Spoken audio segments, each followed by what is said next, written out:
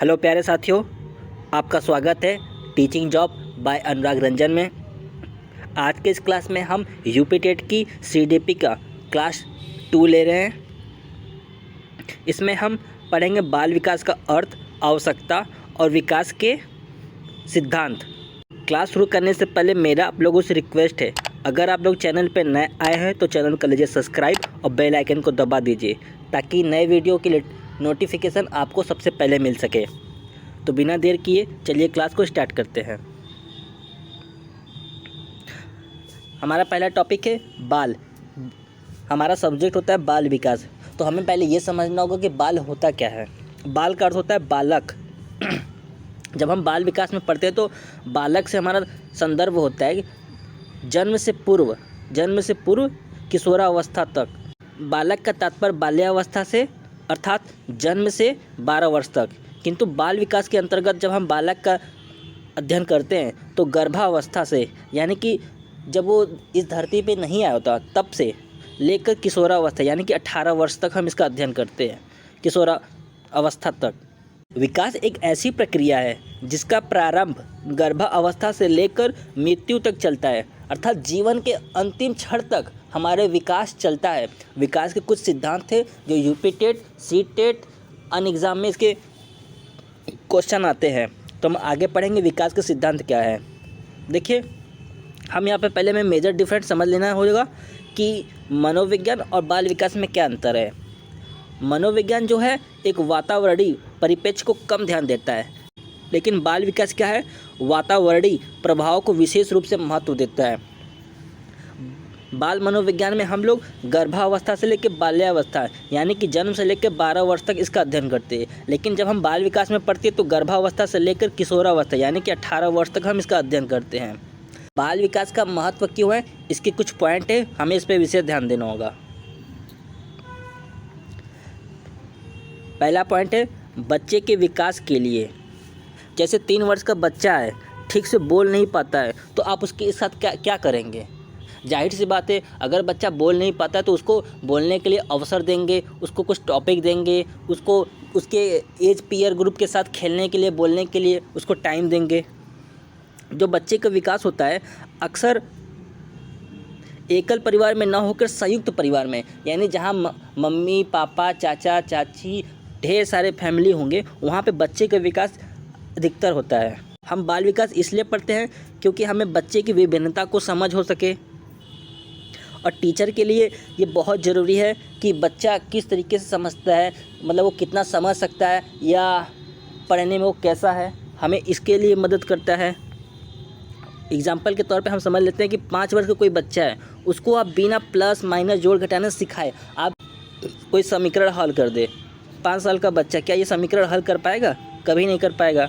इसीलिए हमें अधिगम की प्रक्रिया को समझना होगा, स्टेप बाय स्टेप हमें सीखना होगा, सिखाना होगा बच्चे को। बाल विकास का महत्व शिक्षकों के लिए होता है। विकासात्मक विशेषताएं समझनी है। जैसे 4 वर्ष का बच्चा कोई है, आप उससे कहिए अमूर्त चिंतन करिए, ये तो इम्पॉसिबल है, क्योंकि अगर 4 साल का बच्चा है वो सिर्फ मूर्त चीज़ों के लिए चिंतन कर सकेगा, अमूर्त चिंतन के लिए नहीं कर पाएगा। अमूर्त क्या होता है, अमूर्त क्या होता है? मूर्त वो चिंतन होता है जो चीज़ें सामने होती है उसके बारे में चिंतन करना। अमूर्त चीज़ें वो होती जो हमारे सामने नहीं है उसके बारे में हम चिंतन करता। एक 4 साल का तो बच्चा इन दोनों चीज़ों में डिफरेंस तो नहीं कर पाएगा। और शिक्षण विधियों को समझने के लिए very very most important point है, very very very most important point है विकास के सिद्धांत। यहाँ से क्वेश्चन ज़रूर देखने को मिलेगा। क्वेश्चन इस तरीके से होगा कि निम्नलिखित में से कौन सा विकास का सिद्धांत है, कौन सा विकास का सिद्धांत नहीं है।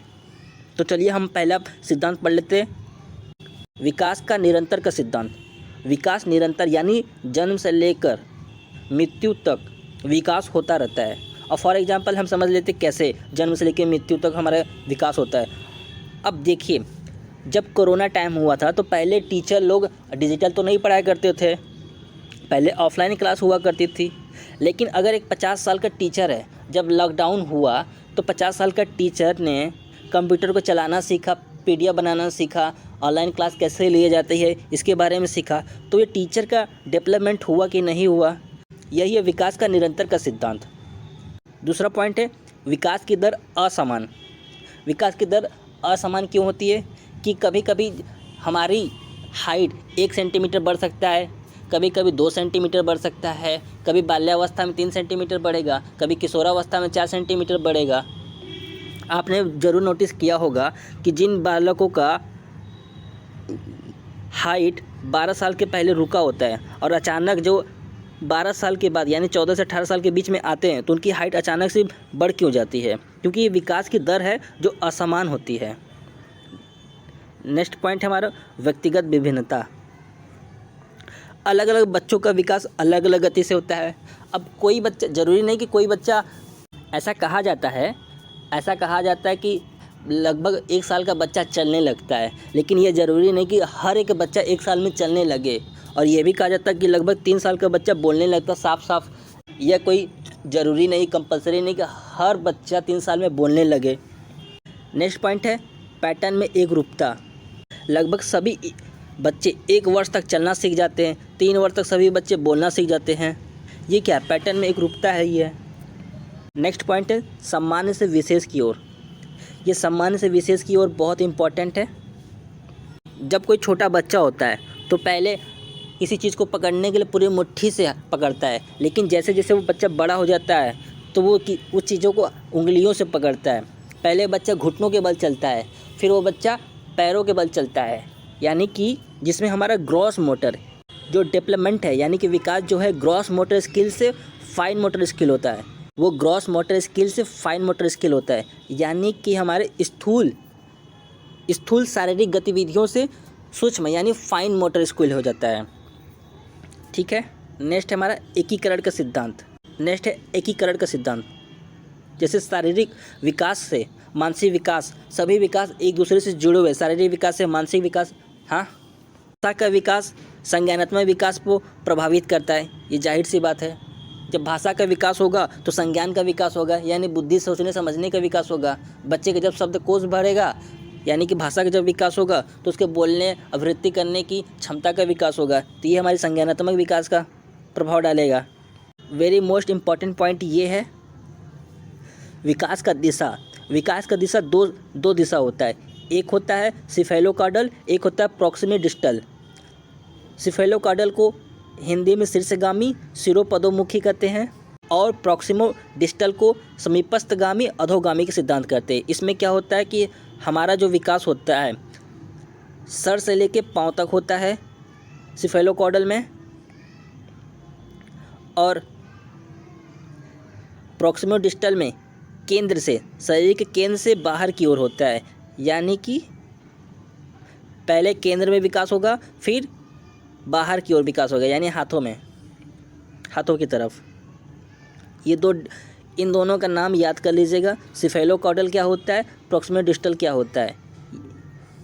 नेक्स्ट हमारा पॉइंट है विकास वर्तुलाकार है, यानी कि स्पाइरल है। स्पाइरल क्यों है? विकास स्पाइरल क्यों होता है? देखिए, जब बच्चा कुछ नया चीज़ सीखता है या विकास करता है तो वो जब स्पाइरल होता है, ये स्पाइरल है। स्पाइरल में क्या होता है कि बच्चा ने यहाँ से सीखना प्रारंभ किया, सीखता गया, आगे अच्छा उसका डेवलपमेंट हो, फिर एक पीछे की ओर मुड़ता है। पीछे की ओर क्यों मुड़ता है? जो उसने चीज़ें सीखी थी उसको पक्का करता है, फिर इसको पक्का करने के बाद आगे बढ़ेगा, फिर पीछे आएगा, जो चीज़ यहाँ पे सीखेगा उसको यहाँ पे पक्का करेगा, फिर आगे बढ़ेगा। यही हमारा विकास का सिद्धांत। विकास हमारा वर्तुलाकार होता है, लेनियर, सीधी नहीं होता है। ये देखने को एग्ज़ाम में मिल जाएगा कि विकास कैसा होता है, वर्तुलाकार होता है या लीनियर होता है, तो ऑप्शन हो जाएगा वर्तुलाकार। ठीक है, वर्तुलाकार। विकास में वंशानुक्रम यानी हेरिडिटी और इन्वायरमेंट दोनों सहायक होते हैं। ये किसने दिया था? वुडवर्थ ने। एग्ज़ाम में हमें ये देखने को मिल सकता है। डेवलपमेंट इक्वल टू H+E, यानी कि heredity plus environment. Development equal to H-E, heredity minus environment. Development equal to H/E, heredity into environment. तो हमारा राइट आंसर हो जाएगा हेरिडिटी इनटू इन्वायरमेंट। विकास का पूर्व अनुमान लगाया जा सकता है। जैसे कि अगर कोई बच्चा क्रिकेट अच्छा खेलता है तो आगे भविष्य में चलकर वो खिलाड़ी बनेगा। अगर कोई बच्चा अच्छा गाना गाता है तो आगे चलकर वो सिंगर बनेगा। तो फ्रेंड, ये रही हमारी आज की क्लास। कमेंट बॉक्स में कमेंट करके बताइए आपको क्लास कैसे लगी। हम नेक्स्ट वीडियो में इसके कुछ क्वेश्चन लगाएंगे MCQ में। मिलते हैं नेक्स्ट वीडियो में।